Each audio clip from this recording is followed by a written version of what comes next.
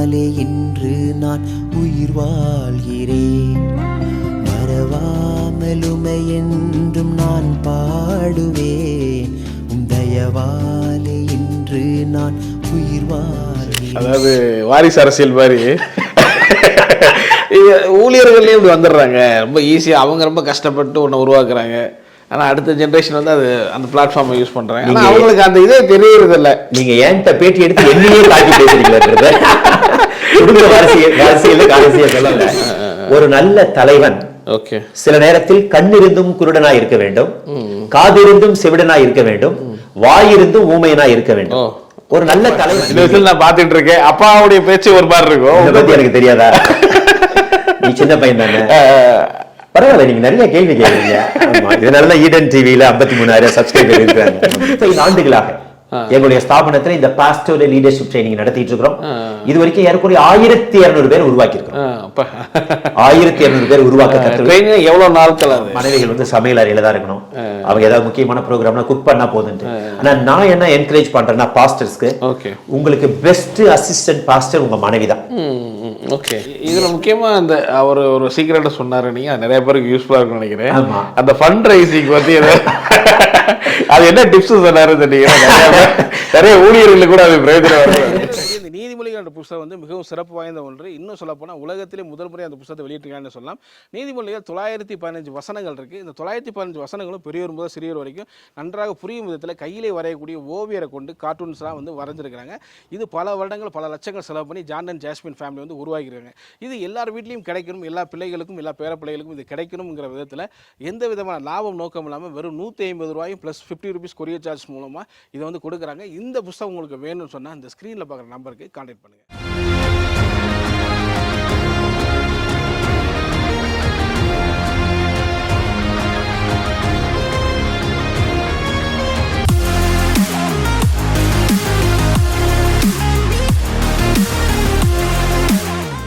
But ஆனால் அந்த ரட்சிக்கப்பட்ட நாள் பொதுவாக ஊழியக்கார பசங்கிட்ட கேட்டாலே யோசிப்பாங்க. ரட்சிக்கப்பட்ட நீங்கள் அதில் என்ன சொல்லுவீங்க?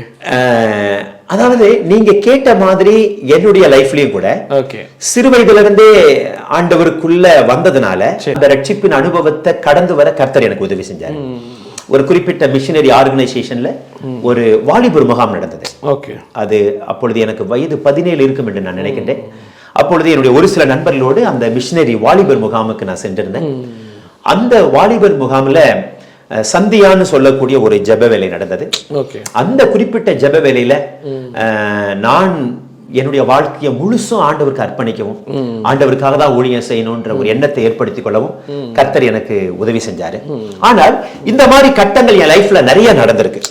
பல தருணங்கள்ல நான் முடிவெடுக்க கர்த்தர் உதவி செய்தார். இன்னமும் ஞாபகம் இருக்கு. அப்ப மாரநாதா பைபிள் காலேஜ் ஆதி காலத்துல பாஸ்டர் ஹென்றி ஜோசப் ஐயா அவங்க ட்ரைனிங் இங்க அனுப்பிச்சு விடுவாங்க.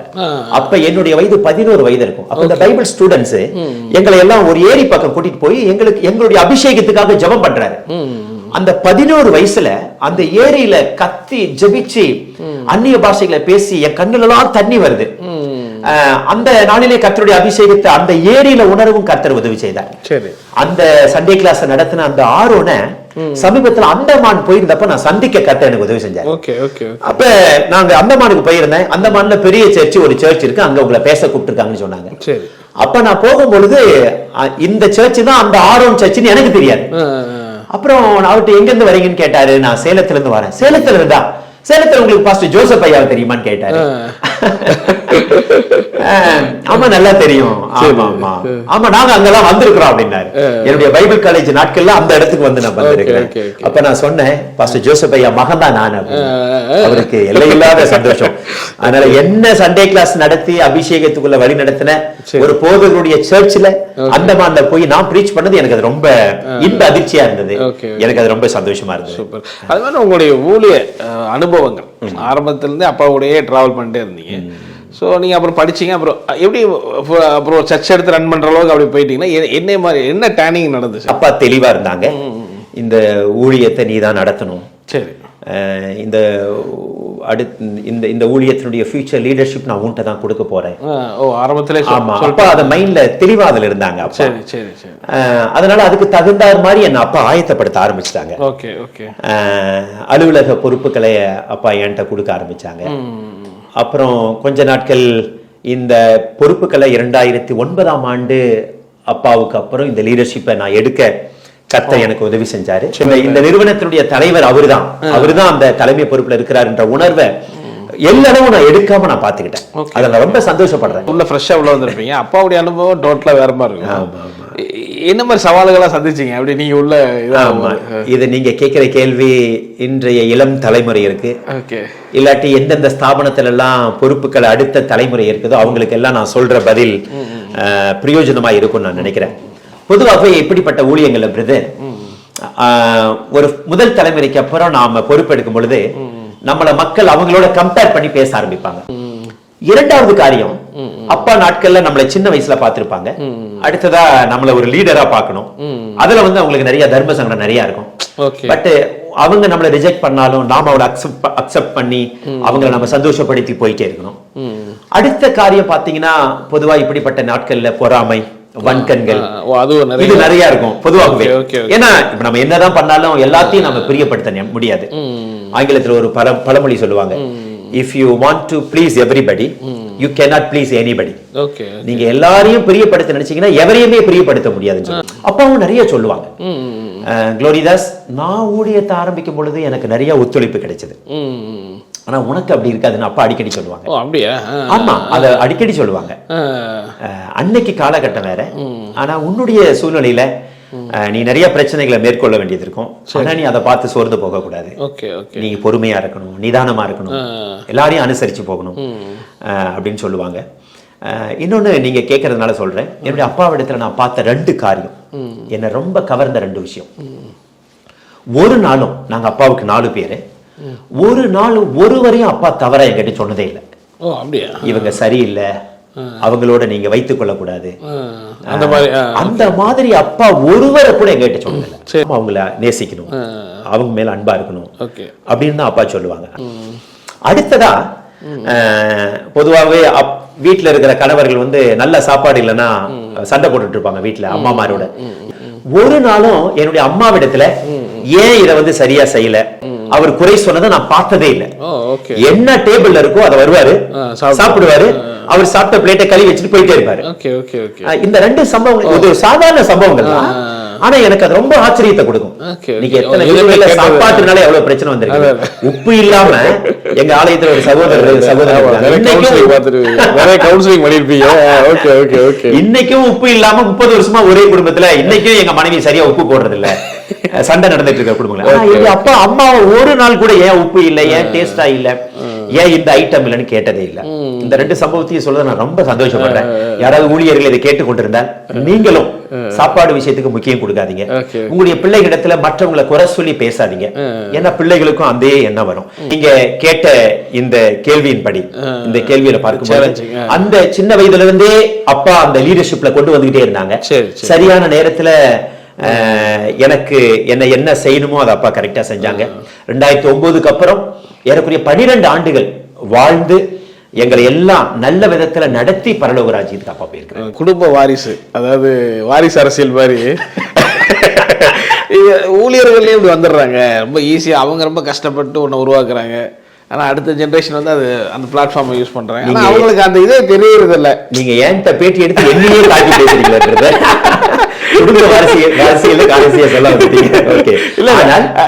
பொதுவா மக்கள்கிட்ட வருது இருக்கு. ரொம்ப இவங்களுடைய அந்த ஈஸியா கொண்டு அவங்க ரொம்ப கஷ்டப்பட்டு கொண்டு வந்ததை இவங்க ரொம்ப ஈஸியா வர்றாங்க. பட் அவங்களுக்கு புரியறது இல்லை நிறைய கஷ்டங்கள் அப்படிங்கிற ஒரு இது இருக்கு. அதை நீங்க எப்படி பாக்குறீங்க?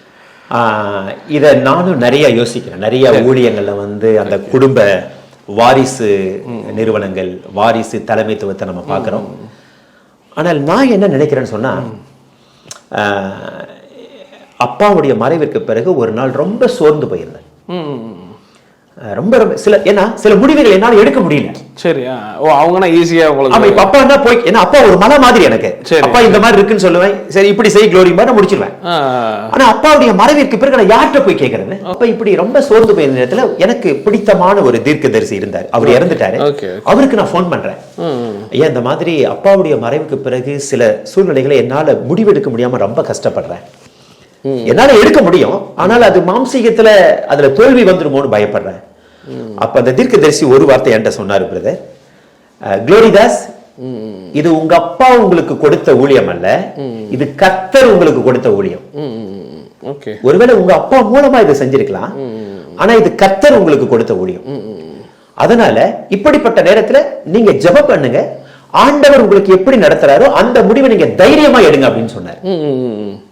இப்ப நான் என்ன சொல்ல வரேன்னா, நீங்க குடும்ப நிறுவனம், குடும்ப ஊழியங்களை சொன்னீங்களே, ஆனா அந்த தீர்க்கதரிசி சொல்லும் பொழுது என்னதான் நம்ம பிள்ளைகளா பிறந்தாலும் பிரதர், கர்த்தருடைய திட்டம் இல்லாம கர்த்தர் அந்த பொறுப்புகளை, தரிசனங்களை, ஊழியங்களை இன்னொரு கருத்துல கொடுக்கவே மாட்டார். அந்த இடத்துக்கு அவங்க வர முடியாது. ஆமா, நிச்சயம் வர முடியாது. கர்த்தரே ஒருத்தரை உருவாக்கி, கர்த்தர் தான் உங்களை குறித்து ஒரு திட்டம் வச்சிருப்பாரு, கர்த்தர் தான் குளோரிதாஸை பத்தி ஒரு திட்டம் வச்சிருப்பாரு. இந்த திட்டத்தை யாராலும் மாத்த முடியாது. நான் சொல்றது உங்களுக்கு புரியுது. அதனால இத கர்த்தரே கொடுக்கின்ற பொறுப்பு தான் நான் நம்புறேன். இந்த பதில நீங்க ஒத்துக்குவீங்களா என்னன்னு எனக்கு தெரியல. கண்டிப்பா. ஆனா நான் என்ன உங்கள்கிட்ட கேட்க விரும்புறேன்னா, அது கஷ்டத்தை கேட்க விரும்புறேன். இப்போ வந்து ஈஸின்னு சொல்றாங்கல்ல, இது ரொம்ப இது ஒரு முள் படுக்கையா இல்ல? இல்ல, இது ரோஜா படுக்கை அல்ல, இது ஒரு ரோஜா படுக்கை அல்ல. It is not a bed of roses, it is bed of thorns.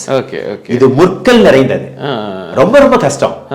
இப்ப காரணம் என்னன்னா, இப்ப அப்பாவுடைய நாளுக்கு பிறகு இந்த இயக்கத்தை, இந்த ஊழியத்தை நாம நடத்தினாலும் இதில் நிறைய சிரமங்கள் இருக்கு பிரதர். நிறைய காரியங்கள் நம்ம பொறுத்து போகணும், பொறுமையா போகணும், நிதானமா போகணும். பலரும் பல கமெண்ட் கொடுப்பாங்க, பட் அதை நாம உடனடியாக நாம அதுக்குரிய பதில நாம சொல்ல முடியாது.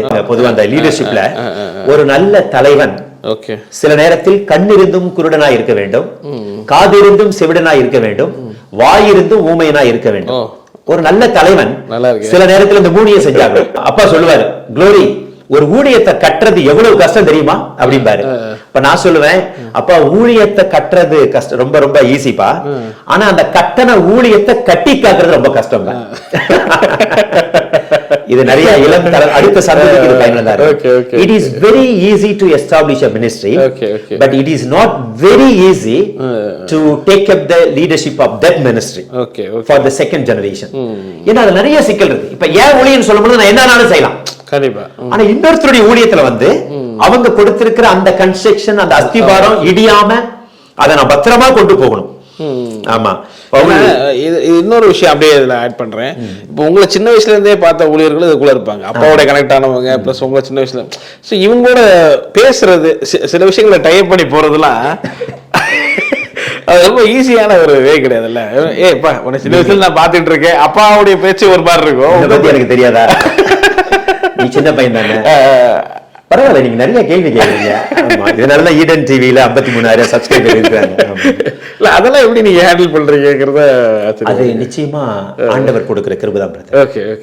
இதை எதிர்கொள்ளக்கூடிய கிருபையும் அந்த பொறுமையும் அந்த ஞானமும் கர்த்தர் மாத்திரமே தருவார். பொதுவாக அப்பா வந்து நிறைய ஊழியம் பண்ணியிருக்காங்க. ஆரம்ப ஸ்டேஜ்லேயே சொன்னீங்க இந்த நேர்காணல் முன்னாடி, அதே ஆச்சரியமா இருந்துச்சு. அது இல்லாமல் நிறைய பண்ணியிருக்காங்கன்னு சொன்னீங்க. ஸோ நீங்கள் மினிஸ்ட்ரிக்குள்ளே வந்ததுக்கப்புறம் ஸோ இதெல்லாம் கண்டினியூ ஆகுது, இதுலேருந்து என்ன க்ரோத் அடைஞ்சிருக்கு, நீங்கள் என்னெல்லாம் பண்ணியிருக்கிறீங்க உங்கள் மூலமாக ஆர்டர் பண்ண காரியம்? ஓகே, ரொம்ப சந்தோஷம். எங்க மூலமான்னு சொல்லும் பொழுது என்ன நான் தனிப்பட்ட ரீதியா நான் சொல்ல விரும்பல. எங்களோட ஒரு பெரிய டீம் இருக்கிறாங்க. சரி சரி. எங்களுடைய ஸ்தாபனத்தை சேர்ந்த ஊழியக்காரங்க, அப்பாவோட நீண்ட நாட்கள் இருந்தவங்க, அது இல்லாம எங்களுடைய திருச்சபை மூப்பர்கள், எங்களுடைய குடும்பத்துல என்னுடன் பிறந்தவர்கள், அப்பாவுடன் பிறந்தவர்கள், அம்மாவோடு பிறந்த குடும்ப நண்பர்கள், அப்பாவுடைய நீண்ட கால நண்பர்கள், இப்படி ஒரு பெரிய வட்டத்தை கர்த்தர் எனக்கு கொடுத்திருக்கிறார். அதற்கு நான் ஆண்டவருக்கு ரொம்ப நன்றி சொல்றேன். இந்த நீண்ட பயணத்துல அப்பாவுடைய திருச்சபைகளை ஸ்தாபிக்க, ஆதரவற்றோர் இல்லங்களை ஆரம்பிக்க, வேதாகம கல்லூரி ஆரம்பிக்க கர்த்தர் நிறைய அனுக்கிரகம் செஞ்சாரு. ஆனால் இந்த ஊழியத்தினுடைய லீடர்ஷிப்குள்ள நான் வரும் பொழுது ஒரு புதிய மனிதரை கர்த்தர் எங்களுடைய இயக்கத்தில் அறிமுகப்படுத்தினார். அவருடைய பெயர் டங்கன் வாட்கின்சன். என்னுடைய கரத்துல அவர் எழுதின ஒரு அழகான புஸ்தகம் மேக்கிங் யுவர் மார்க் அப்படின்னு சொல்லிட்டு, இது டங்கன் அவர்கள் எழுதிய ஒரு புஸ்தகம். இவர் ஒரு பிரிட்டிஷ் மிஷனரி. ஆமா, இங்கிலாந்து மிஷனரி, என்ஜினியரிங் படிச்சவர். இவர் எப்போ உங்களுக்கு பழக்க? அற்புதமான ஒரு கேள்வி. அதாவது டங்கன் வாட்கின்சன் வந்து ஒரு இங்கிலாந்து தேசத்துடைய ஸ்தாபனத்துல இருந்தார். அப்ப அவருக்கு என்ன ஆசைன்னா, என்னுடைய அப்பாவையும் இந்த முழு ஸ்தாபனத்தையும் அவருடைய அந்த ஊழியத்துல இணையணும்னு ரொம்ப விருப்பப்பட்டார். இந்த மாதிரி நிறைய பேர் அப்பாவை அப்ரோச் பண்ணிருக்காங்க. டங்கன் வாட்கின்சன் அவர் சார்ந்து இருக்கிற நிறுவனத்துல நீங்க ஜாயின் பண்ணிக்காங்க, நாங்க நிறைய உங்களுக்கு ஃபினான்சியல் அசிஸ்டன்ஸ் எல்லாம் பண்றோம் அப்படின்னு அப்ப சொன்னாரு டங்கன். ஆனால் ஒரு சில உபதேசங்கள் அப்பாவுக்கும் எங்களுடைய ஸ்தாபனத்துக்கும் அது ஒத்து வரல. Okay okay. இப்ப நம்ம பணத்துக்காக இமிடியேட்டா நம்முடைய கொள்கையை நம்ம விட முடியாது, நம்முடைய சத்தியத்துல நடந்து வந்த அந்த பாதையை நம்ம விட முடியாது அல்லவா? ஆனா என்ன நடந்ததுன்னு சொன்னா, அவர் எந்த ஸ்தாபனத்துல இருந்தாரோ அந்த ஸ்தாபனம் அவர் வெளியே தள்ளிடுச்சு. ஓ ஓகே ஓகே. சரி சரி. சில வருஷங்களுக்கு அப்புறம். சரி சரி. அப்புறம் அந்த நேரத்துல அவர் தானா எங்க வெளிக்கு வந்துட்டாரு. இப்ப நாங்க அந்த ஸ்தாபனத்துக்கு போய் அவர் எங்க ஸ்தாபனத்தை சேர்ந்துட்டாரு. ஓகே. ஏன்னா அவருக்கு எப்படியும் அப்பாவை மைண்ட்ல வச்சிட்டு இருந்திருக்காரு. எங்களுடைய காரியங்கள் ரொம்ப பிடிச்சிருச்சு. ஓகே. டங்கன் வாட்கின்சன் முதன் முறையாக எங்கள் ஸ்தாபனத்திற்கு வரும்பொழுது அநேகமாக என்னுடைய வயது ஒரு 21 வயது இருக்கலாம் என்று நான் நினைக்கிறேன். Okay okay. அந்த நாட்கள்ல டங்கன் எங்க அப்பாவை அறிஞ்சாரு, என்ன பர்சனலா அவர் அறிஞ்சாரு. இங்க வந்தாங்க, நிறைய வெளிநாட்டு குழுவினரை எல்லாம் அவர் கூட்டிட்டு வருவாரு. ஏதோ ஒரு விதத்துல எங்களுடைய ஊழியம் அவருக்கு ரொம்ப பிடிச்சிருச்சு. என்னோட அவர் கலந்து ஆலோசிக்க ஆரம்பிச்சாரு. Gloridas, what you want me to do for your ministry? உங்க ஊழியத்துக்கு நான் எப்படி என்ன செய்யணும்னு நினைக்கிறேன்னு கேட்டார். அப்ப நாங்க அப்பாவோட பேசினா, அவர் ஒரு நல்ல சிறந்த போதகர். He is an excellent preacher, writer, leader, international leader, traveler. ஆமாமா, இந்த மாதிரி ஏகப்பட்ட ஒரு 20 புத்தகங்கள் அவர் எழுதியிருக்கிறாரு. என்னுடைய கருத்துல அவர் எழுதிய கடைசி புத்தகத்தை நான் வச்சிருக்கிறேன். இதுதான் அவர் கடைசியா எழுதினது. Okay okay. இந்த பேட்டி நான் கொடுக்கிறேன். 3 மாசத்துக்கு 4 மாசத்துக்கு முன்னாடி மரிச்சாரு. இந்த புத்தகத்துடைய பெயர் கிளிம்சஸ் ஆஃப் க்ளோரி. ஓகே. நான் என்ன நினைச்சேன்னா, இதுல என் பேர் வரதுனால என் லைஃப்ல இருக்கிற கிளிம்சஸ் தான் எழுதிருப்பாருன்னு நினைச்சேன் நானு. ஓகே. ஆனால் அவர் சந்தித்த எல்லார பத்தியும் சின்ன சின்ன கிளிம்ஸ் அவர் எழுதியிருக்கிறார். Okay okay. இதுல என்னன்னா, இந்த கடைசி புத்தகத்தினுடைய கடைசி பேஜ்ல என்ன அப்பாவை பத்தி என்ன பத்தி அவர் எழுதியிருக்கிறாரு. அவர் வாழ்க்கையில சந்தித்ததான நபர்கள்ல எனக்கு அது ரொம்ப சந்தோஷம். அவருடைய புத்தகத்துல கடைசி சேப்டர்ல எழுதியிருக்கிறாரு. நான் நினைக்கிறேன் அவருடைய வாழ்நாள்ல அவர் அட்டன் பண்ண கடைசி நிகழ்ச்சி அதுதான். அது எனக்கு ரொம்ப பெருமையாக இருக்கிறது. அவர் தான் வந்து அந்த எங்களுடைய ஆலயத்திற்கு வர தேவாலயத்தை ரோட்டுக்கு வந்து பாஸ்டர் ஜோசப் ரோடு என்ற சைன் போர்டை திறந்து வச்சாரு. இவர் எங்களுடைய மினிஸ்ட்ரியில உள்ள வந்த பின்னாடி நிறைய God has given me a very big enlightenment in my vision, in my eyes, in my heart and in my track. ஏன்னா நிறைய காரியங்களை டங்கன் எனக்கு சொல்லி கொடுக்க ஆரம்பிச்சாரு.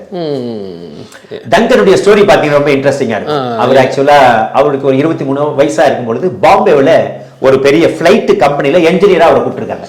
Okay okay. அவர் ஒரு கிறிஸ்தவ குடும்பத்தில் தான் பிறந்தவர். சரி. ஆனா அவர் கிறிஸ்தவ ஏற்றுக்கொள்ளல. பாம்பேல வேலை செய்ய இந்தியன் ஏர்லைன்ஸ்ல வராரு. அந்த பொதுவாக உங்களுக்கு ஏர்லைன்ஸ்ல பாத்தீங்கன்னா சில அழகான பெண்கள், விமான பணிப்பெண்களா இருப்பாங்க. அந்த விமானத்துல வசந்தின்னு ஒரு ஏர் ஹோஸ்ட், ஒரு விமான பணிப்பெண். ஓகே. அது வந்து இவர் உட்கார்ந்துட்டு இருக்கிற ரோவை கவனிக்கக்கூடிய பொறுப்பு அந்த ஏர் ஹோஸ்ட் கொடுத்திருக்காங்க. அந்த பொண்ணை வந்து இவருக்கு ஏதோ ஒரு விதத்துல ரொம்ப பிடிச்சிருச்சு. விமானம் இப்ப தரைய இறங்கிடுச்சு. இன்னொரு முறை அந்த பொண்ணு வந்து டீயோ காஃபியோ கொடுக்க முடியாது, ஏன்னா இப்ப குட் பை சொல்லிட்டு போற நேரம். அப்ப அந்த வசந்தின்ற அந்த ஏர் ஹோஸ்ட் வந்து கிறிஸ்தவங்க. எல்லாருக்கும் பொதுவா விமானத்துல இருந்து கீழே இருக்கும் போது இந்த ஏர் ஹோஸ்ட் எல்லாம் thank you so much, see you again சொல்லுவாங்க. அப்ப இந்த பொண்ணு பாத்தீங்கன்னா ஒரு கிறிஸ்தவ பெண்ன்றதுனால இந்த டிராவல் பண்ற எல்லாருக்கும், நீங்க ஒருவேளை மும்பைல பாம்பேல தங்கி இருந்தீங்கன்னா சண்டே எங்க சர்ச்சுக்கு வாங்கன்னு எல்லாருக்கும் சொல்லிட்டு இருக்குது. அப்ப இந்த டங்கன் வெளியே வரும்போது அந்த வசந்தி ஏற்கனவே அந்த பொண்ணு மேல அவருக்கு ஒரு ஈர்ப்பு, ஐயோ பார்க்க முடியாதுன்னு நினைச்சிட்டு இருக்கிற நேரத்துல இந்த பொண்ணு என்ன சொன்னது, if you are a Christian, if you are in Bombay, you are most welcome to my church coming Sunday ன்னு சொல்லுது. இவருக்கு உடனே பயங்கர சந்தோஷம். ஆண்டவர் பார்க்க போறாரு, சர்ச்சுக்கு போறாரு, இந்த பார்த்த வசதியை பார்த்தரலாம் நினைச்சுக்கிட்டு உடனே இந்த பொண்ணு கிட்ட அட்ரஸ் கேட்டாரு. அது ரொம்ப டிப்டாப்பா போறாரு. ஓகே. போயிட்டு பிரசங்கம் நடந்துட்டு இருக்குது, பாடல் போயிட்டு இருக்குது. கர்த்தர் அன்னைக்கு அந்த மனிதர் அந்த பிரசங்கத்துல தொட்டுட்டார். இங்கிலாந்துல கிறிஸ்தவ குடும்பத்துல பிறந்திருந்தாலும் அங்க ஆண்டவரை ஏற்றுக்கொள்ளல, இயேசுவுக்கு தன்னுடைய வாழ்க்கையை கொடுக்கல. இங்க வந்து திடீர்னு ஒரு பெண்ணை பார்ப்பதற்காக போனவருடைய உள்ளத்தை ஆண்டவர் கொள்ளை கொண்டுட்டாரு. அந்த பொண்ணை பார்த்தாரா? ஆமா. அப்புறம் அந்த பொண்ணுகிட்ட சொல்லியிருக்கிறாரு, நான் உன்னை விரும்புறேன்னு சொல்லி ஆண்டவருக்கு தன்னை ஒப்பு கொடுத்து திருமுழுக்கு பெற்று அவங்க 2 பேரும் மிஷனரியா இந்தியாவுல மாறிட்டாங்க. Okay okay okay. அவர் இந்தியாவில் இருந்த உடனே ஒரு குறிப்பிட்ட ஸ்தாபனம் அவரை வந்து இந்தியாவில் மிஷினரி ஸ்தாபனத்தினுடைய பொறுப்பாளராக போட்டது. சரி சரி சரி. இந்த காலகட்டத்தில் தான் என்னுடைய அப்பாவையும் இந்த ஊழியத்தையும் அறிஞ்சு இங்க வர ஆரம்பிச்சாங்க. அப்புறம் குறிப்பிட்ட காலத்துக்கு அப்புறம் அந்த நிறுவனத்திலிருந்து அவர் வெளியே வந்த உடனே அப்புறம் எங்கிட்ட கேட்டார், how can I play a role with you to fulfill your vision? உங்க விஷனை நான் ஃபுல்ஃபில் பண்ணது நான் என்ன செய்யணும்? அப்பதான் நான் அவருக்கு ஒரு ஆலோசனை கொடுத்தேன். நீங்க நல்ல டீச்சர், உங்களுடைய டீச்சிங்கை நாங்க பயன்படுத்த விரும்புறோம். இப்ப எங்கேயுமே போக முடியலையேன்னு நீங்க வருத்தப்பட வேண்டாம். நாங்க ஒரு சின்ன பைபிள் ட்ரைனிங் சென்டர் ஆரம்பிக்கிறோம், லீடர்ஷிப் ட்ரைனிங். ஏன்னா அவருக்கு லீடர்ஸ் உருவாக்குறதுல ரொம்ப இது, அவருக்கு இளம் தலைமுறையை உருவாக்குறத பாக்குறது. அதனாலதான் நான் நினைக்கிறேன் 97ல எங்களுடைய முதல் லீடர்ஷிப் ட்ரைனிங் சென்டர் நாங்க ஆரம்பிச்சோம். Okay okay. அப்ப அந்த தேவாலயம் இருந்தது. ஆனா இப்பதான் நான் உங்களுக்கு அப்பாவுக்கும் டங்கனுக்கும் நடந்த சில அந்த பிரச்சனைகளை நான் சொல்றேன். பிரச்சனைகள்னா அவங்களுடைய தாட், அவங்களுடைய கான்செப்ட். அப்பா பைபிள் ஸ்கூல் ஆரம்பிக்கணும், அவ்வளவு பெரிய ஆலயம் இருக்கிறது. ஆனா அப்பா வந்து ஆலயத்துல அது நடக்கக்கூடாது அப்படின்ட்டு. ஆலயம் வந்து கர்த்தரை ஆராதிக்கதான், இங்க ட்ரெயின் நடத்தக்கூடாது. ஏன்னா பொதுவாக அந்த பழைய ஊழியர்கள் பாத்தீங்கன்னா ஆலயம் தான் ஒன்லி சண்டே சர்ச். அங்கதான் டங்கருக்கு பிரச்சனை ஆரம்பிச்சிருச்சு. என்கிட்ட சொல்லுவார், ஏன் உங்க அப்பா அப்படி சொல்றாரு? இவ்வளவு பெரிய ஆலயம் இருக்குது, ஒரு 15 பேரை நம்ம ட்ரைனிங் கொடுக்க போறோம், ஒரு 5 பெஞ்சு போட்டு அவங்களை கர்த்தரை நாம கர்த்தருடைய பிள்ளைகளா உருவாக்க போறோம்னு. அது என்னமோ தெரியல, அப்பாவுக்கு அது பிடிக்கல. அப்ப டங்கன் சரி ஓகே நம்ம இந்த சின்ன ரூம்ல வச்சு ஆரம்பிச்சுக்கலாம் அப்படின்னு அப்பதான் அவர் எனக்கு டீச் பண்ண ஆரம்பிக்கிறாரு. நீ வந்து அப்படி இருக்க கூடாது. சர்ச்ன்றது வந்து அது வந்து ஒன்லி ஆண்டவர் ஆராதிக்கிற இடம் மாத்திரம், அது ஒரு கட்டடம் தான். சண்டே நாம அங்க வரும்பொழுது அது ஆண்டவர் ஆராதிக்கிற இடமா இருக்கு. நீ ஒருவேளை அதை அந்த இடத்தை நீ படிக்க ஆரம்பிச்சுன்னா அது ஒரு ஸ்டடி ஹால். நீ யாருக்காவது கவுன்சிலிங் கொடுத்தீங்கன்னா அது ஒரு கவுன்சிலிங் சென்டர். நீ அங்க யாருக்காவது சுகம் கொடுத்தீங்கன்னா அது ஒரு ஹீலிங் சென்டர். நீங்க அங்க வேதாகமத்தை நீங்க பயிற்சி கொடுத்தீங்கன்னா அது ஒரு டீச்சிங் சென்டர், பைபிள் காலேஜ். அப்ப அவ்வளவு பெரிய இடத்தை நாம ஏன் இதுக்கெல்லாம் பயன்படுத்தக்கூடாது? அதனால வரக்கூடிய நாட்கள்ல ஆலய கட்டடங்களை எல்லா விதத்திலையும் பயன்படுத்தணும். It's not only a religious place to be called church building. It is also a center which is giving life to the people. So he only counseled me to call it as life care center. அப்ப சர்ச்ன்றது நம்ம சர்ச்சா மாத்திரம் இல்ல, அது நான் வந்து அது ஒரு life வாழ்க்கையை கொடுக்கிற சென்டர். உங்களுக்கு புரியுதுங்களா? அப்பதான் முத எனக்கு அந்த இது வந்தது, அந்த ரிலிஜியஸ் தாட்ல இருந்து நானும் வெளிய வந்தேன். ஆமா, ஏன் ஆலயத்தை அந்த வாரத்துக்கு 2 நாள் மாத்திரம் பயன்படுத்தணும்னு சொல்லிட்டு அதுக்கப்புறம் நாங்க ஆலயங்கள் எல்லாம் மெர்சி சென்டர் இல்லாட்டி கேர் சென்டர், நியூ லைஃப் சென்டர்னு நாங்க பேர் கொடுக்க ஆரம்பிச்சோம். அப்பா ஒத்துக்கிட்டாங்களா? அப்பா ஒத்துக்கிட்டாங்கன்னா கொஞ்சம் கஷ்டம் தான், ஆனா ஒத்துக்கிட்டு தான் ஆகணும். ஏன்னா இப்ப மெஜாரிட்டி நாங்க சேர்ந்துட்டோம். அப்படியே மிஷனரி என்னோட இருக்கிறாரு, அவர் எங்களுக்கு பினான்சியலா உதவி செய்யறாருல. அப்பா வளர்ச்சியை பாக்குறாரு, பைபிள் ஸ்கூல் வருது, நிறைய பேர். அப்ப இந்த வளர்ச்சியை பார்த்த உடனே அப்பா அதுல இதாயிட்டாங்க. அப்புறம் நிறைய லைஃப் கேர் சென்டர் ஓபன் பண்ண வச்சாங்க. ஆமா, பட் என்ன காரணம் அதே இப்ப இந்த லைஃப் கேர் சென்டர் இப்போ 40 பிரான்ச் அந்த மாதிரி இருக்கு. பட் நாங்க என்ன பண்றோம்னா எங்களுடைய ஊழியர்களை திருச்சபை கட்டிடங்களை சமூக பணிகளுக்கு பயன்படுத்த சொல்லி உற்சாகப்படுத்துறோம். ஏதோ வாரத்துல 1 நாள் 2 மணி நேரம் ஆண்டவர் ஆராதிச்சுட்டு பூட்டி வைக்கிறதுக்கு இல்ல, அந்த இடம் எப்பொழுதும் மக்களுக்காக திறந்துரும். இன்னைக்கு பாத்தீங்கன்னா எங்களுடைய ஒரு சில திருச்சபைகள்ல நாங்க மெடிக்கல் கேம்ப் நடத்துறோம் வாரம் ஃபுல்லா. ஒரு சில திருச்சபைகள்ல டியூஷன் சென்டர் நடத்துறோம், சாயங்காலத்துல பிள்ளைகள் எல்லாரும் கூடி வராங்க. எங்களுடைய குழந்தை ஒரு தேவாலயம் டேனிஷ் பேட்டை பக்கம் இருக்குது, அந்த ஆலயத்தில் பாத்தீங்கன்னா விதவைகள் வந்து நைட்ல படுத்துக்கிறாங்க, இடம் இல்லாதவங்க எல்லாம். அப்ப அந்த ஆலயம் வந்து பல்வேறு சேவைகளை செய்வதற்கு பயன்படுத்துகிறது. ஞாயிற்றுக்கிழமை சர்ச் கூடி வருது. சில இடத்துல டைலரிங் சென்டர் நடத்துறோம், 4 மிஷினை போட்டு வாரம் ஃபுல்லா மக்கள் அங்க வராங்க. அதனால ஈவன் நான் இந்த நம்முடைய பேட்டி மூலமா பார்த்து கொண்டிருக்கிற ஊழியர்களை நான் உற்சாகப்படுத்துகின்றேன். Each church is a life care center. Each church is a mercy center to show the love of Christ, to provide the mercy of Christ. ஒவ்வொரு திருச்சபையும் கர்த்தருடைய அன்பையும் கருணையும் காட்டக்கூடிய இடங்களாக மாற வேண்டும். ஓகே, உங்க கேள்விக்கு நான் வரேன். டங்கன் மிஷனரி உள்ள வந்தாரு. அவர் மிஷனரி உள்ள வந்து இந்த மாதிரியான மாற்றத்துக்கு ஒரு மெயின் காரணம். நிறைய மாற்றங்களை என்னுடைய மைண்ட்ல கொடுத்தாரு. நான் அவரை வந்து என்னுடைய இங்கிலீஷ் ஃபாதர் நான் சொல்லுவேன். அப்பா வந்து என்னுடைய இந்திய ஃபாதர். டங்கன் வாட்கின்ஸ் என்னுடைய ஆங்கில தந்தை. அந்த அளவுக்கு என்னுடைய ஊழியத்துல என்ன பர்சனலா உருவாக்குறதுல ரொம்ப ரொம்ப கன்சர்னா இருப்பார். குறிப்பா இப்ப நீங்க இருக்கிற இந்த வளாகத்திற்கு அடிக்கடி வருவாரு. இந்த வளாகத்துல பக்கத்துல ஒரு ஓட்டு பில்டிங் இருக்கு, அதுலதான் தங்குவாரு. இன்னைக்கு அந்த ஓட்டு பில்டிங் ஒரு லெப்ரசி மேன் தான் இருக்கிறாரு. ஆனா அந்த இடம் அவருக்கு ரொம்ப பிடிச்சமான ஒரு இடம். அதே போல வெளிநாட்டு குழுவினரை கூட்டிட்டு வருவாரு. அப்ப கூட்டிட்டு வரும்போது என்கிட்ட சொல்லுவாரு, குளோரிதாஸ் ஏர் கண்டிஷன் ரூம் எல்லாம் கொடுக்க வேணாம், நம்ம ஊர்ல நாம எப்படி தங்குவோமோ அதே மாதிரி அறை இருக்கணும்னு சொல்லுவாரு. அப்பதான் அவங்களுக்கு அந்த அருமை தெரியும், அந்த இந்தியன் டேஸ்ட் அவங்களுக்கு தெரியும் சொல்லுவாரு. அதே போல வெளிநாட்டு மக்களிடத்துல எப்படி பழகணும், வெளிநாட்டு ஊழியக்காரங்களோட எப்படி பேசணும், நம்முடைய ஒரு தேவைகளை நம்ம எப்படி அவங்களோட பகிர்ந்துக்கணும், இதை எல்லாத்தையும் எனக்கு டீச் பண்ணுவாரு. எல்லாத்துக்கும் மேல என்னுடைய மொழிபெயர்ப்பை ரொம்ப விரும்புவார். அது மாதிரி அந்த இது சொன்னீங்க, இங்க வந்து ட்ரைனிங் கொடுக்கும் போது நம்ம கரண்ட் போயிருச்சு. இங்க ஒரு முறை ஒரு கான்ஃபரன்ஸ் நடந்துட்டு இருந்தது. அப்ப திடீர்னு எலக்ட்ரிசிட்டி போயிடுச்சு, ஃபேன் எல்லாம் எதுவுமே இல்ல. அப்ப மக்கள் எல்லாம் சீக்கிரம் முடிக்கணும்னு தொந்தரவு பண்றாங்க. பாஸ்டர்ஸ் எல்லாரும் கையில பைபிள் எடுத்து பாட்டு புத்தகம் எடுத்து கையை வீச ஆரம்பிச்சிட்டாங்க, ரொம்ப ஸ்வெட்டிங்கா இருக்குன்னு சொல்லிட்டு. அப்ப டங்கன் வாட்கின்ஸ் அண்ட் மிஷனரிக்கு ரொம்ப கோபம் வந்துருச்சு. நான் இங்கிலாந்துல இருந்து வரேன், எங்க நாடு குளிர்ச்சியான நாடு, நீங்க கொஞ்ச நேரம் உட்கார முடியாம இவ்வளவு கஷ்டப்படுறீங்க, நீங்க எப்படி ஊழியம் செய்ய போறீங்க? அவருடைய தாத்தா வந்து இந்தியாவுல மிஷனரியா மரிச்சார். இன்னைக்கு அவருடைய கல்லறை வந்து சென்னையில இருக்கு.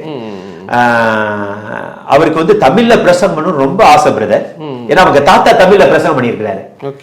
பட் அவரால் தமிழ் பேச முடியல. ஒரு சில தமிழ் பாடல்கள் என்னோட பாடுவாரு. எனவே டங்கன் மிஷனரி எங்களுடைய ஊழியத்தில் நுழைந்த பிறகு நாங்க இந்த லீடர்ஷிப் ட்ரைனிங் ஆரம்பிச்சோம். இன்றைக்கு ஏறக்குறைய 25 ஆண்டுகளாக எங்களுடைய ஸ்தாபனத்துல இந்த பாஸ்டோரல் லீடர்ஷிப் ட்ரைனிங் நடத்திட்டு இருக்கிறோம். இது வரைக்கும் ஏறக்குறைய 1200 பேர் உருவாக்கி இருக்கோம். 1200 பேர் உருவாக்க எவ்வளவு நாட்கள்? அது ஆரம்பத்துல 3 months நடத்தணும். அப்புறம் 6 months கொண்டு வந்தோம். இப்ப 1 year 2 year 3 years மூணுமே இருக்குது. 1 year வந்து நாங்க அதை CTH ன்னு சொல்றோம், சர்டிபிகேட் இன் தியாலஜி. 2 years வந்து DTH ன்னு சொல்றோம், டிப்ளமோ இன் தியாலஜி. 3 years வந்து BTH ன்னு சொல்றோம். அது இல்லாம பிஸி உள்ள பாஸ்டர்ஸ்க்காக, நீங்க நிறைய பாஸ்டர்ஸ் பாத்தீங்கன்னா பெரிய சர்ச் இருக்கும், ஆனா பைபிள் காலேஜ் அவங்க போயிருக்க மாட்டாங்க. ஆனா இப்ப ஐயாவுக்கு பைபிள் காலேஜ் போகணும் ஒரு எண்ணம் வரும், ஆனா டைம் இருக்காது, ஏன்னா பிஸி மினிஸ்ட்ரி ஃபேமிலி எல்லாம். அப்படிப்பட்டவங்களுக்காக வாரத்துல ஒரு நாள் கிளாஸ் நடத்துறோம். வாரம் ஒரு முறை அவங்க வந்தா போதும், 1 day கிளாஸ். இதுல நிறைய பேர் என்னன்னா கணவன் மனைவியா படிக்கிறதுக்கு நாங்க உற்சாகப்படுத்துறோம். ஒருவேளை இந்த பேட்டி மூலமா யாராவது பாஸ்டர்ஸ் நீங்க இப்படி வாரத்துல ஒரு நாள் வந்து ட்ரைனிங் எடுக்கணும்னு சொன்னா நீங்க தாராளமா எங்களுடைய மார்னிங் ஸ்டார் பாஸ்டோரல் லீடர்ஷிப் காலேஜை பயன்படுத்திக் கொள்ளுங்க. அதுவும் நான் தான் சொல்லுவேன், உங்களுக்கு எத்தனை மனைவி இருந்தாலும் கூட்டிட்டு வாங்கன்னு சொல்லுவேன். அதுல என்னன்னா நாங்க டீயே கொடுத்துறோம். நிறைய பாஸ்டர்ஸ் பாத்தீங்கன்னா மனைவிகள் பலிபீடத்துல கொண்டு வரதுக்கு ரொம்ப பயப்படுவாங்க. மனைவிகள் வந்து சமையல் அறையில தான் இருக்கணும், அவங்க ஏதாவது முக்கியமான ப்ரோக்ராம்னா குக் பண்ணா போதுன்ட்டு. ஆனா நான் என்ன என்கரேஜ் பண்றேன்னா பாஸ்டர்ஸ்க்கு, உங்களுக்கு பெஸ்ட் அசிஸ்டன்ட் பாஸ்டர் உங்க மனைவி தான். நீங்க எத்தனை அசிஸ்டன்ட் பாஸ்டர்ஸ் உருவாக்கினாலும் அதை எல்லாவற்றையும் தாண்டி உங்க மனைவியை ஒரு அசோசியேட் பாஸ்டரா உருவாக்கிட்டீங்கன்னா அதுதான் சக்சஸ்ஃபுல் மினிஸ்ட்ரி. அதனால நான் என்ன சொல்லுவேன்னா வாரத்துல ஒரு நாள் கிளாஸ் உங்க மனைவியாரோடு வாருங்க. நாங்க பாத்தீங்கன்னா ஃபுட்டு கொடுத்துறோம், அவங்களுக்கு ஒரு டீயும் நாங்க கொடுக்குறோம். எங்களுடைய ஒவ்வொரு கிராஜுவேஷனையும் பாத்தீங்கன்னா அட்லீஸ்ட் ஒரு 7 ஃபேமிலி இருப்பாங்க, கணவன் மனைவியா அந்த கிராஜுவேஷன்ல பட்டம் வாங்குறது எங்களுக்கு அவ்வளவு சந்தோஷமா இருக்கும். அதனால இது வந்து நாங்க தொடர்ந்து 25 ஆண்டுகளாக நடத்தி கொண்டிருக்கிறோம். இதுல முக்கியமா அந்த அவர் ஒரு சீக்கிரட்டா சொன்னாரு, நீங்க நிறைய பேருக்கு யூஸ்ஃபுல்லா இருக்கும்னு நினைக்கிறேன். அந்த ஃபண்ட் ரைசிங் பத்தி அது என்ன டிப்ஸ் சொன்னாரு நிறைய ஊழியர்களுக்கு கூட அது பிரயோஜனம். அதாவது பொதுவாகவே நம்ம வெளிநாடுகளுக்கு போகும் பொழுது பிரவுன்ஸ் இந்தியன்ஸை பார்த்துட்டாவே வெள்ளக்காரங்க பயந்து அடிச்சு ஓடுவாங்க. காரணம் என்ன, இவங்கிட்ட 4 நிமிஷம் நின்னாவே உடனே பணம் தான் கேட்பாங்கன்னு சொல்லிட்டு. எனக்கு இந்த அனுபவம் நிறைய இருக்குங்க. ஏன்னா இன்னைக்கு ஏறக்குறைய 35 கண்ட்ரீஸ்க்கு நான் போயிருக்கிறேன். நம்மளை பார்த்த உடனே வெள்ளக்காரங்க பயப்படுவாங்க. சில நேரத்துல நாம போய் அவங்க உட்கார்ந்துட்டு இருக்கிற டேபிள் நாம போய் உட்காந்து நைஸா எழுந்து இன்னொரு டேபிளுக்கு போயிடுவாரு. ஏன்னா இவங்கிட்ட உட்காந்தா கட்டாயமா இந்தியாவில வந்திருக்கிற ஊழியக்காரன் கட்டாயமா பணம் தான் கேட்பாங்க. அப்ப இந்த சூழ்நிலை டங்கன் எனக்கு நிறைய பயிற்சி கொடுப்பாரு. எனக்கு நிறைய குளோபல் லெவல்ல ஊழியங்களை அறிமுகப்படுத்தினார், நல்ல ஸ்தாபனங்களை எனக்கு அறிமுகப்படுத்தினார், நல்ல ஃப்ரெண்ட்ஸ் பல நாடுகளிலிருந்து இங்க கூட்டிட்டு வருவாரு. எனவே in this way I am so grateful to Duncan Watkins. அவர் என்ன சொல்லுவாருன்றது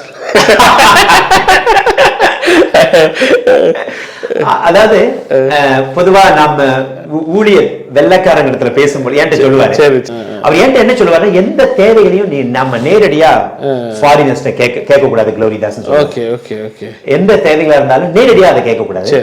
முதலாவது அந்த பணிகளை அவங்கள பார்க்க வைக்கணும், அந்த பணிகளை குறித்துதான அறிக்கைகளை அனுப்பணும். அதை அவங்க பார்க்கும் பொழுது அவங்களுக்கு ஒரு இம்ப்ரெஷன் ஏற்படும். முதலாவது you need to make an impression about our vision to your foreigner ன்னு சொல்லுவாரு.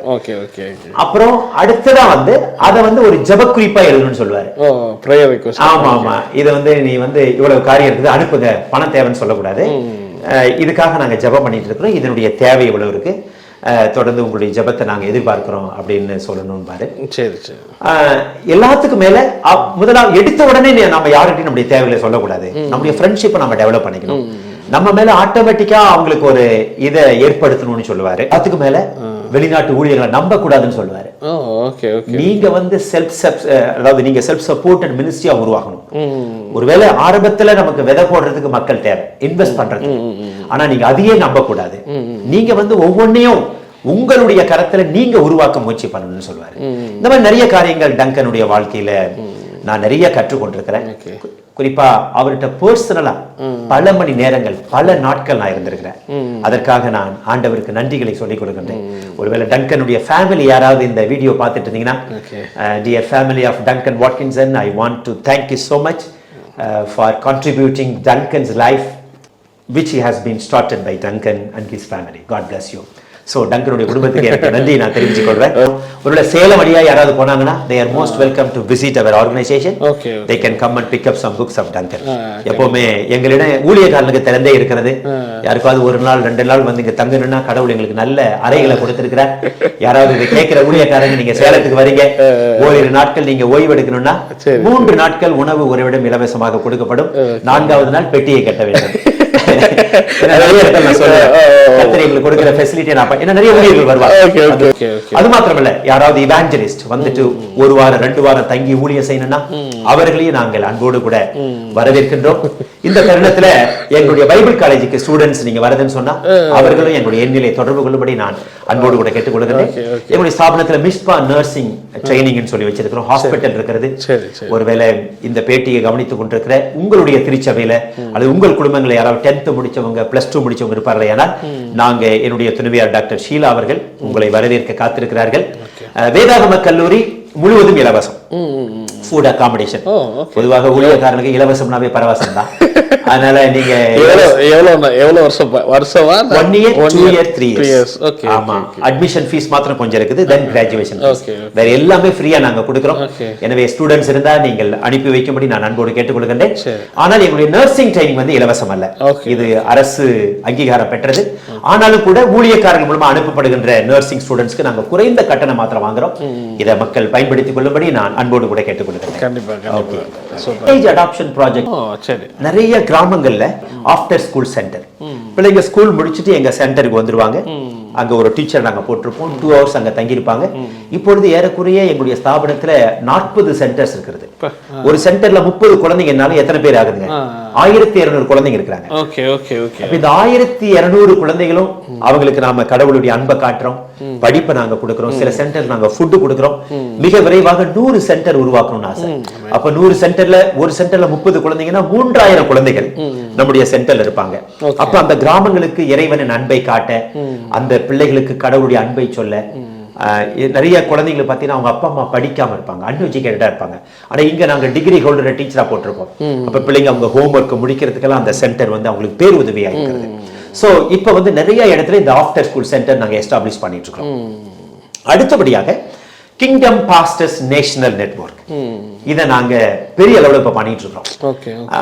சமீப காலங்களில் இந்திய அளவிலே அங்காங்கு போதகர்களை சந்தித்து அவர்களுக்கு கான்ஃபரன்ஸ் மற்றும் டீச்சிங் செஷன் நடத்தி அவர்களை உற்சாகப்படுத்தி ஊக்கப்படுத்தி, இன்னும் சொல்ல போனால் ரொம்ப கஷ்டப்படுகின்ற ஊழியர்களை சந்தித்து அவர்களுடைய தேவைகளில் நாங்கள் பங்கெடுத்துக் கொண்டிருக்கின்றோம்.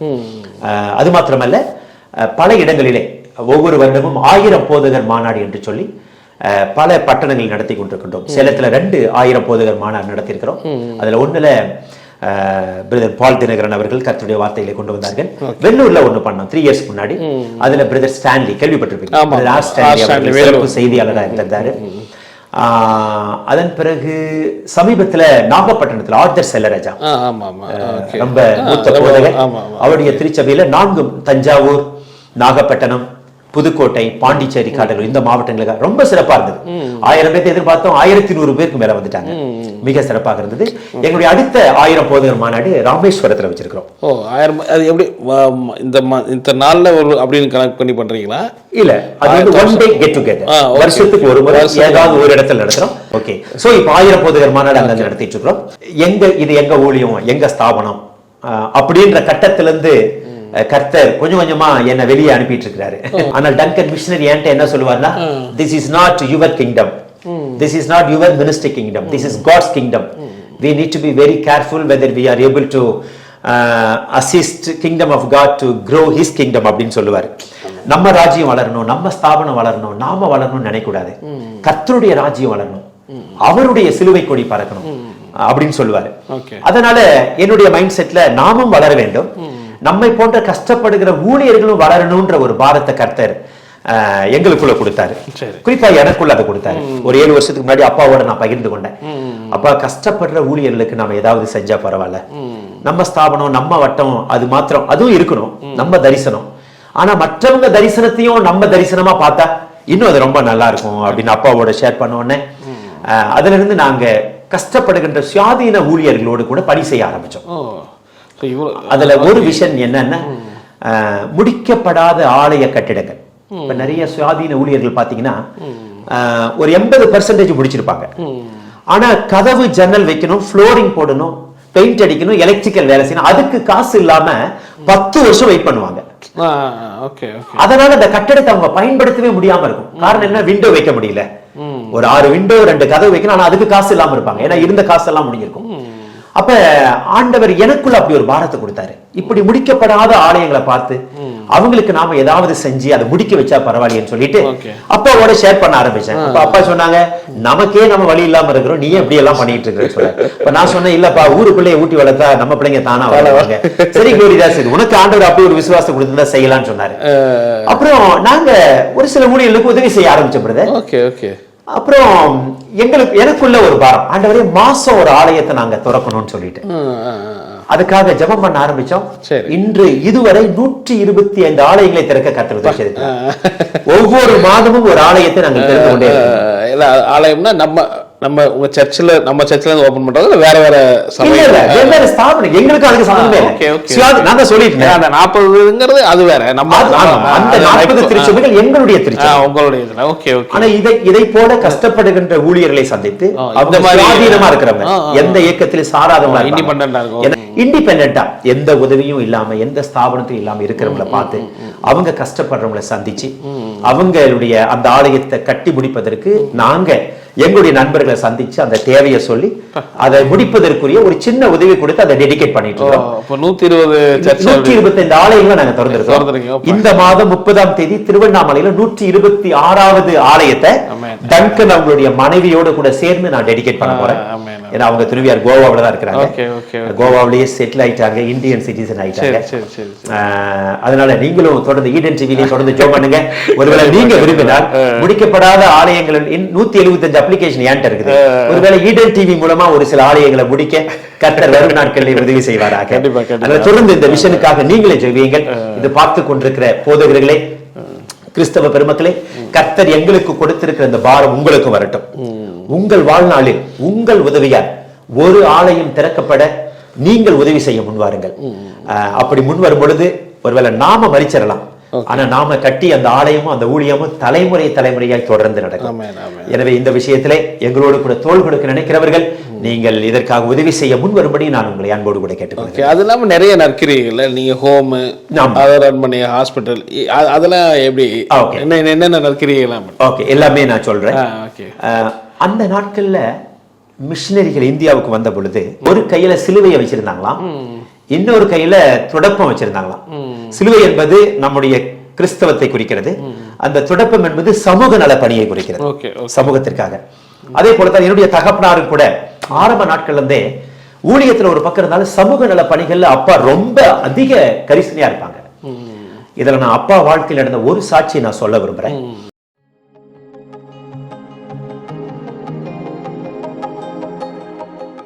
பைபிள் ரிவ்யூ சேனலில் உங்களுடைய சாட்சிகளையும் ஊழிய அனுபவங்களையும் பகிர்ந்து கொள்ள விரும்புனீங்கன்னு சொன்னால் எங்களுடைய வாட்ஸ்அப் நம்பரை கான்டெக்ட் பண்ணுங்கள். அது மட்டும் இல்லாமல் நீங்கள் ஃபாரினில் இருக்கீங்க அப்படின்னா உங்களை ஜூம் ரெக்கார்டிங் எடுக்கிறதுக்கும் நாங்கள் ரெடியாக இருக்கோம்.